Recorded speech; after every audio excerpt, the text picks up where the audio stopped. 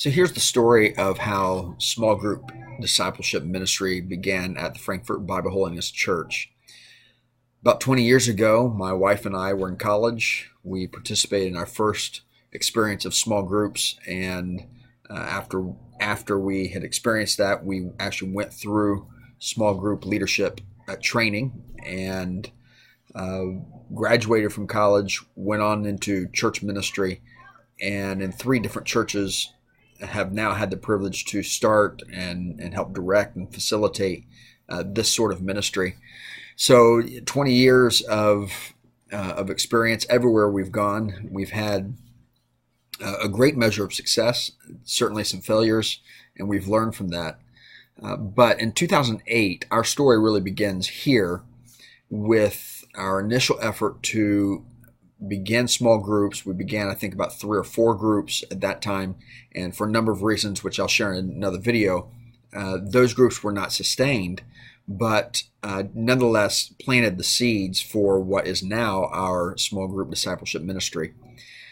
So that initial startup lasted for about a year, and then we took several years off, and then just a number of issues came together. I think there were really 4 matters that came to the surface that we realized we really needed to address. The first one was that we were looking for some new outreach opportunities, ways to meet new people, to draw them in. We recognize that's a long ways from the couch of an unchurched person to the pew of a traditional church, and we needed some steps in there. And so we wanted to do something outreach to get outside of the church building, closer to the unchurched, in order to bring them across that very large gap that exists. Now, that was number one. Number 2 is I was personally discipling about 10 men, most of them meeting with them on a weekly basis, spending 30 minutes, an hour, sometimes even an hour and a half, one-on-one. And I desperately needed to train some of these men to step up and become disciple makers themselves, because I couldn't keep adding to that, and I couldn't even sustain what I was doing. So that was the second factor. The third factor was that we had identified as a church the need for fellowship, so deeper connection, not just a church dinner, but deeper connection, really developing deeper relationships and friendships. And people felt like their circle of friends was relatively small, and their ability or opportunity even to really be open and share with others was pretty limited. You can only do so much in the back of the church, in the foyer after a service or before a service. There's nothing like sitting around a table and in the privacy of your home and being able to just really open up and get to know one another. So that need for fellowship was a third item that we identified. And then the fourth element, influence in this, was really a dissatisfaction with what was happening midweek in the church. So our attendance for our midweek prayer meeting was poor relative to our weekend attendance. And there were quite a few people who, even board members for that matter, who were not attending regularly our midweek prayer service. And there was actually very little prayer that was actually happening. The prayer that was taking place, it was pretty much the same prayer needs every week, the same sort of testimonies, and just a kind of a repetition that was getting quite tiresome. And in fact, people even opened up to me as I inquired about what to do about that time slot. People even confessed to me that the reason they would come was because they would feel guilty if they weren't there. And I just didn't want to have a prayer service where people were there because they felt like they had to be. Something about that spirit that hinders prayer.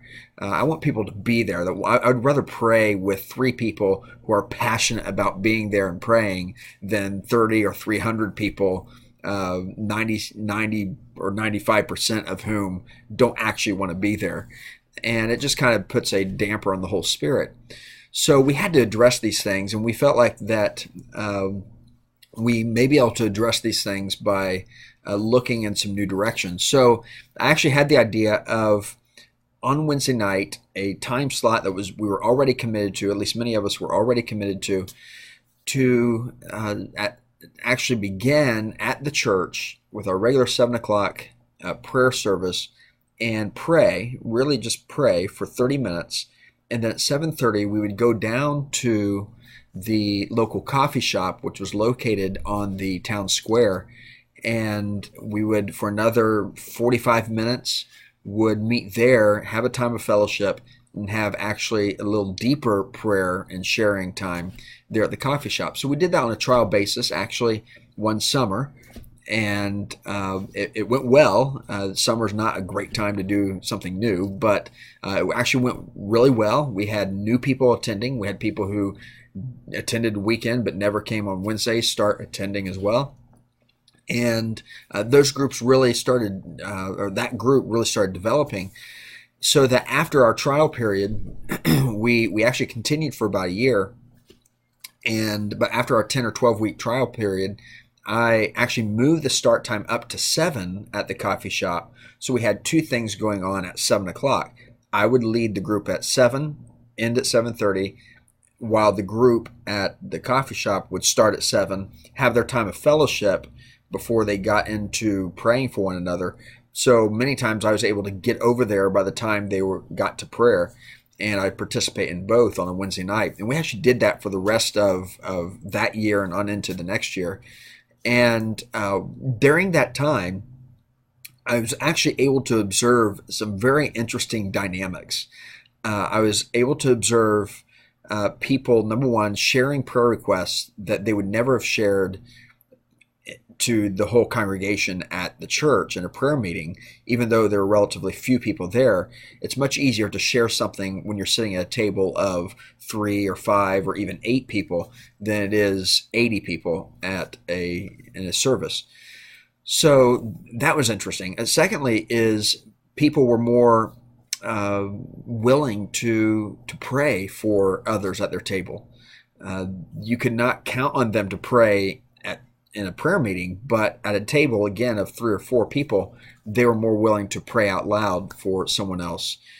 And so during that year, I noticed that a number of the tables, we would just go in, people would buy their coffee, find a table somewhere in the coffee shop, and we would have just a number of tables, and each table became a group in itself. And many of those tables throughout that year actually ended up being the same people every week.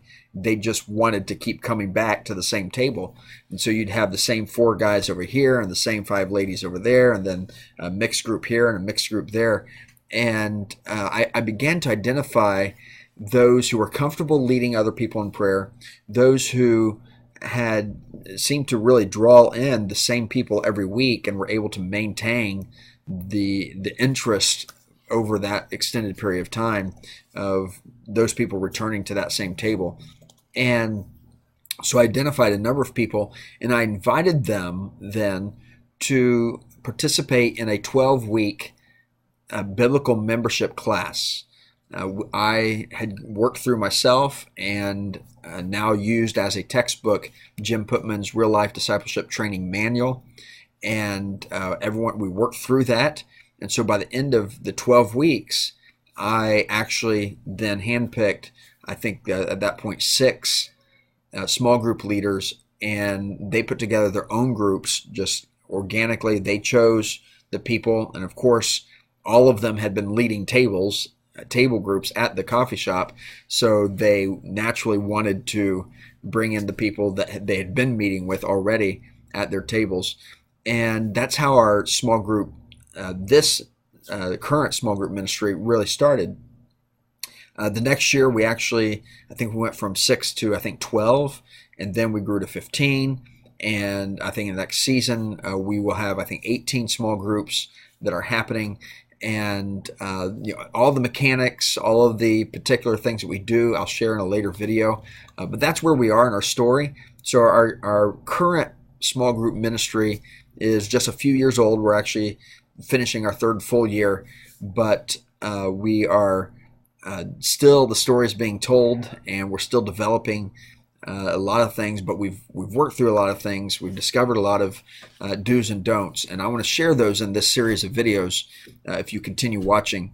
If you do have any questions or comments, please share them below, and if you have a question, I'll do my best to try to answer that. And I hope that you'll continue to watch this series of videos where I get down into some of the more details and mechanics of small group ministry. In the meantime, make sure you go and make disciples. Thank you for watching.